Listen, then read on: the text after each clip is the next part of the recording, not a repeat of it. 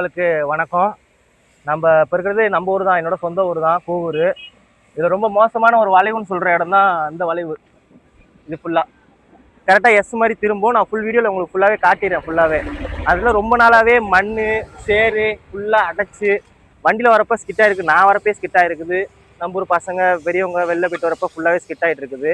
அதை ஃபுல்லாக கிளியர் பண்ணிட்டு ரிஃப்ளெக்டர் ஸ்டிக்கர் போடுறது தான் இப்போ வந்துருக்குறோம். ரிஃப்ளெக்டர் ஸ்டிக்கரு எடுத்து வச்சாச்சு, எல்லாமே ரெடியாக. ஃபுல்லாக நீங்கள் அதான் ஒர்க்கு. ஃபுல் வீடியோவும் பார்த்துடலாம். பேராபத்தை விளைவிக்கும் பெரும் வளைவு, அதாவது லால்குடியை தாண்டி கூவூர் செல்லும் வழியில் ஆங்கிலத்தில் சொல்லுமானால் எஸ் பெண்ட் அப்படி தான் சொல்லணும். அப்படி தான் இருக்குது. ஏன் இதை இந்த காணொலி உங்களுக்கு தரோன்னா, பெரும் விளைவை ஏற்படுத்துது. இரவு நேரங்களில் இந்த வளைவை தாண்டி வரும்பொழுது ஒரு அம்புக்குறியோ அல்லது தெருவிளக்கு லைட்டோ மின்கம்பமோ எதுவுமே இல்லை. அதனால தான் இந்த இடத்த நாங்கள் சுத்தம் பண்ணி உங்களுக்கு நாங்கள் முழு காணொலியை உங்களுக்கு நான் பதிவிடுவோம். அதையும் பாருங்கள்.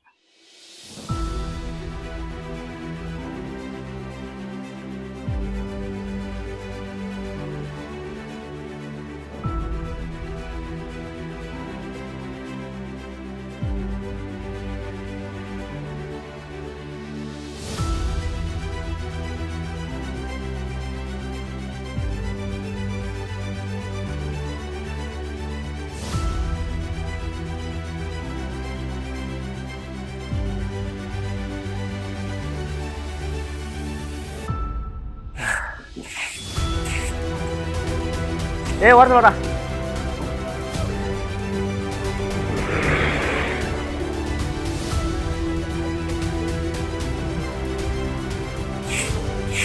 ஓடிக்குதா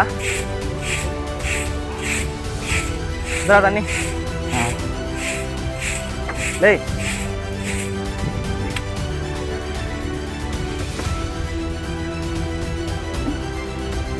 நீங்களும் விளக்கமரம் வாங்கிட்டு வந்து கூட்டலாம். இல்லை நாங்கள் மட்டுமே வேறு வருஷம் சொல்லுவோம். கப்பியா? அதெல்லாம் வேணாம்.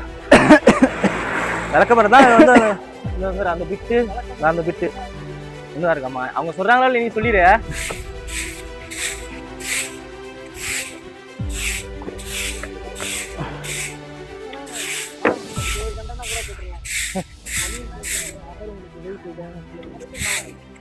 அதுதான்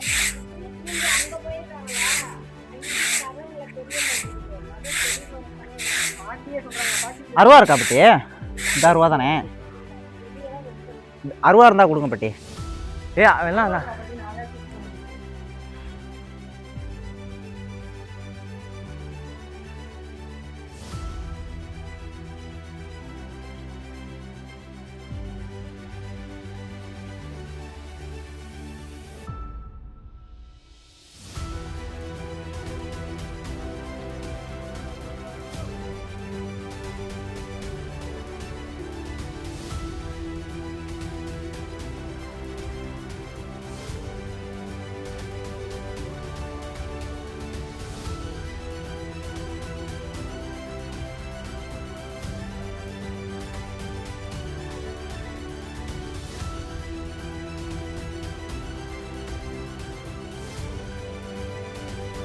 நம்ம சொன்ன பாதை இப்படி தான் வரும்.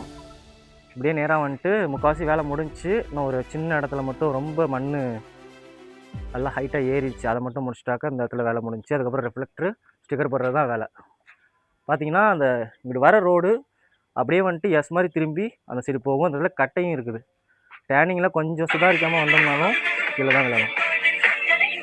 இதில் பார்த்தீங்கன்னா 2 சைடுமே வாய்க்கால். ரோட்டுக்கு 2 சைடுமே வாய்க்கால். ஐயன் வாய்க்கால்னு சொல்லுவாங்க. அதுதான் அந்த ஐயன் வாய்க்கால். இந்த சைடு அதுலேருந்து கட்டாகி வயலுக்கு போகிற ஒரு வாய்க்கால். பார்த்தீங்கன்னா இந்த சைடு கட்டை இருக்கும். இந்த சைடு அந்த கட்டை கூட இருக்காது. ஒரு போஸ்ட் மரம் மேலே ஒரு லைட் இருக்கும், அவ்வளோதான். அந்த லைட்டும் எரியறதில்லை. சென்டரில் ரெட்டு, இடத்துல ரெட்டு, இடத்துல மறுபடியும் எல்லோ. இங்கே வந்துட்டு போர்டு கிட்டுன்னு எதுவுமே கிடையாது. ஆனால் அப்படி திரும்ப ரோடு. ஆனால் எந்த விதமான அந்த ட்ரையாங்கிள் ஷேப்பில் வச்சுருக்க அந்த எந்த போர்டுமே இங்கே இல்லை. இது எங்கள் ஊருக்காரவங்க தெரிஞ்சவங்க வந்தாங்கன்னா கூட அது கரெக்டாக போயிடலாம். மற்றபடி ஊருக்கு சொந்தக்காரவங்க வெளில இருந்து வரவங்கலாம் வந்தாங்கன்னாக்கா ரொம்ப கஷ்டம். அந்த இடத்துல இப்படி இருக்கிறதே தெரியாது.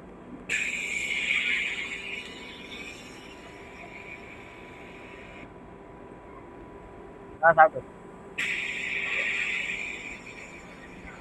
பாட்டியோட அன்பு. இதை அவங்களுக்கு மனசு வந்து பசங்க கஷ்டப்படுறாங்களே ஏதாச்சும் கொடுப்போமேன்னு சொல்லிட்டு பப்பாளியும் வாழைப்பழமும் கொண்டாந்து கொடுத்துட்டு போகிறாங்க. இது போதுமே, இது மாதிரி ஒரு மக்கள் இருந்தால் எங்களுக்கு போதும். வந்துட்டு 1000 பேர் 1000 சொல்லுவான், இவங்க என்ன சும்மா வேலை இல்லாமல் பண்ணிட்டு இருக்கிறாங்க, அப்படி பண்ணுறாங்க இப்படி பண்ணுறாங்க. இந்த அம்புக்குறியானது மட்டும்தான் இந்த பாதையை பயணிகளுக்கு கவனத்தை ஈர்க்கும். மற்றபடி வேற எந்த ஒரு அறிகுறியுமே இல்லை. சொல்லுமானால் இங்க தெருவிளக்கு கூட கிடையாது. தெருவிளக்கு கூட கிடையாது. இதை விட வேற எதுவும் கிடையாது. அதான் எரியுதா என்ன எரியல. ஆனா பேருக்குன்னு ஒரு லைட் இருக்குது. போஸ்ட் மரத்தை சுத்தி இவ்வளவு செடி வளர்ந்துருக்குது. அது என்ன எந்த சுத்தமும் பண்ணல. அந்த போஸ்ட் மர செடி கிட்ட பாத்தீங்கன்னாக்கா லைனை தொடுற அளவுக்கு போயிருச்சு. இன்னொரு 4 அடி வளர்ந்துச்சுனாக்கா லைனை தொட்டுரும். அது எல்லாமே சுத்தம் பண்ண வேண்டியதுதான். ஹைவே பண்ணணும் நம்புறோம், பண்ணணும்னு நினைக்கிறோம், பார்ப்போம். பேருகிற மறைச்சா வேற ஒட்டணும் பாயலா. நான் காலையில போனேன், நீ பேசுவான்னு தான் நினைச்சேன். சரி நீ பேசல, அதனால விட்டேன். பாத்தீங்கன்னா அந்த கட்டைக்கு இங்கிட்ட அப்படியே ஒரு 15 அடி இருக்கும். எப்படியா இருந்தாலும் பள்ளம் வாக்கியா. அதை காட்டுறேன் அவனை.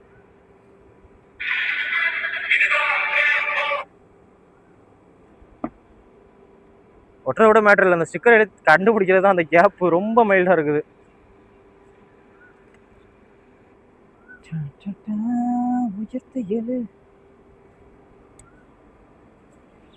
மெயினான அந்த இடம் தான். அந்த இடத்த முடிச்சிட்டாச்சு.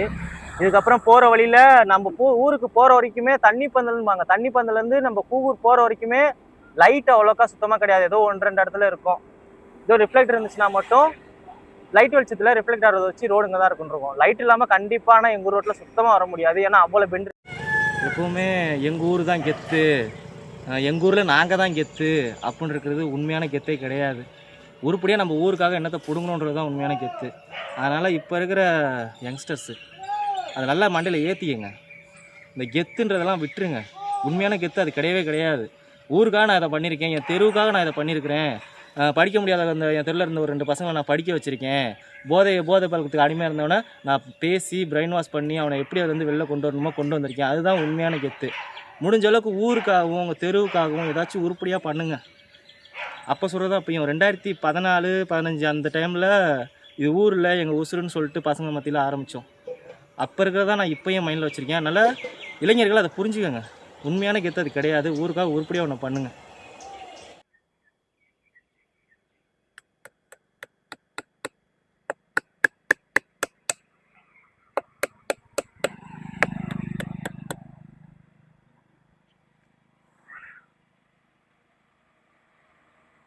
போஸ்ட் மரத்துலேயோ கட்டை இருந்தால் கூட ஸ்டிக்கரை ஒட்டிடலாம். மரத்துக்கு வேறு வழியில் ஆணி வச்சு அடித்து மடக்கி தான் விட்டுருக்குறோம். போகலாம். இதெல்லாம் பண்ணுறதால மட்டும் ஒரு ஊர் பாதுகாப்பான ஊராகவும் நல்ல ஊராகவும் இருந்தணுமான்னா அது கிடையவே கிடையாது. ஒவ்வொரு ஊருக்குன்னு சொல்லிட்டு நிறைய வளங்கள் இருக்கும். நீர் வளம், நில வளம், விவசாயம், போக விளையிற ஒரு ஊர் அப்படின்னு வச்சுருப்ப அந்த வளங்கள்லாம் சுரண்டுறதுக்கு கார்ப்பரேட் கம்பெனியோ ஒரு கவர்மெண்ட்டோ வந்துச்சுனாலும் எல்லாத்தையுமே எடுத்து கொஸ்டின் கேளுங்க, போராடுங்க. ஊர் தலைவர்கள்ட்டையோ ஒரு முக்கியஸ்தர்கள்ட்டையோ போய் பேசுங்க. ஏன் இதெல்லாம் பண்ணுறாங்க அப்படின்னு சொல்லிட்டு கேளுங்க. நீங்கள் 10 லட்சம் தரேன், உன் தோப்புக்கு எதிர்ப்பு இருக்கிற மண்ணை நான் அள்ளிக்கிறேன் அப்படின்னு சொன்னாக்க இன்றைக்கி மண்ணை கேட்டவன் நாளைக்கு உன் வீட்டு பொண்ணையும் கேட்பான். அப்பையும் கையிட்டு நிட்டு வேடிக்கை பார்க்க முடியாது. கூப்பிட்டு போ அப்படின்னு சொல்லிட்டு காசு வாங்கிட்டு கொடுத்துட்டு அமுச்சு விட முடியாது. விவசாயம் தான் தமிழ்நாட்டோட முதுகெலும்புன்னு சொல்லுவாங்க. அந்த முதுகெலும்பு இருக்க வரைக்கும் பின்னாடி இருந்துச்சுட்டு நிறைய பேருக்கு தெரியாமல் போயிடுச்சு. நிறைய பேர்த்துக்கு இல்லை, மொத்த நாடுக்குமே தெரியாமல் போயிடுச்சு. அதனால் நம்ம இருக்கிறோம், நம்ம கண்ணார பார்க்குறோம். என் கண்ணார என் ஊர் ஆற்று மணல் இக்கரையிலேருந்து அக்கறையை பார்த்தாக்க அக்கறை தெரியாது. இப்போ இக்கரையிலேருந்து அக்கறையை பார்த்தாக்க அங்கே போகிற ஒரு 2 வீலர் கார் கொண்டு தெரியுது. அந்தளவுக்கு சுரண்டி அள்ளியாச்சு எல்லாத்தையுமே. தாரவாத்து கொடுத்துட்டோம். அப்போ இருந்தவன் கொடுத்துட்டான். இப்போ இருக்கிறவனாச்சும் கொஞ்சமாச்சும் தெளிவாக இருங்கன்னு தான் சொல்கிறேன். இது என் ஊர் மட்டும் கிடையாது. எல்லாமே அவங்க பிறந்த ஊரை அவங்களால விட்டு கொடுக்க முடியாது. அந்த ஊரில் இருக்கிற ஒரு சந்தோஷம் வேறு எங்கே போனாலும் கிடைக்காது. அப்படின்றப்ப அவ்வளோ சந்தோஷம் கொடுக்குற அவங்கள சொந்த ஊரை உயிராக நேசிங்க. நம்ம ஊர் நம்ம மக்கள் அப்படின்னு சொல்லிட்டு உயிராக நேசிங்க. என் கூட எப்போதும் சப்போர்ட் பண்ணிகிட்ருக்கிற தீக்குருதி டீம் ரொம்பவே மனமார்ந்த நன்றிகள். என் கூட எப்போவும் நிற்கிறதுக்கு. இது மட்டும் இல்லாமல் இன்னும் நிறையா பண்ணலாம்.